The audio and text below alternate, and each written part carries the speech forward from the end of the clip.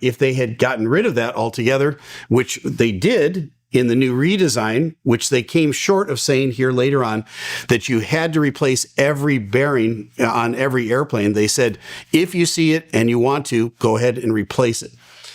They left it up to the owners, UPS, FedEx, and the others, to make that decision on their own. And that's the delicate ballet that goes on between an aircraft manufacturer and the aircraft owner. It's kind of like your car and my car, right? You get maybe a 3-year, 36,000 mile warranty or 100,000 on, the major parts of your car. And after that, you're kind of on your own. And the manufacturer will come out with some ideas and some suggestions, but it would be on you to go out and get it done.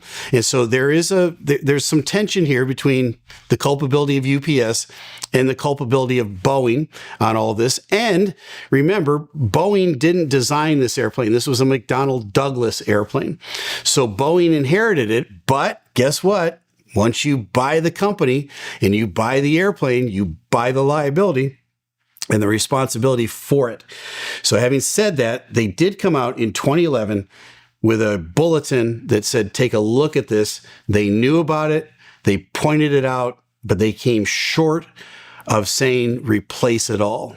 And in hindsight, I think that it would have been most wise for them to have replaced all of these, especially given the 1979 crash of the DC-10 that had something very similar to this go wrong with it. I think it would have been very prudent on their part to go all the way with this thing and make sure that that they fixed it, and they fixed it right.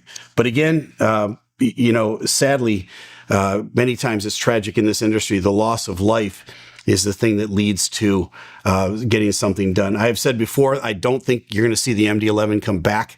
I think UPS and the few others that are flying the MD-11 are looking for an excuse probably to park that airplane permanently and replace it with newer airplanes. I think if I was on a board of directors, I'd probably be making that type of decision.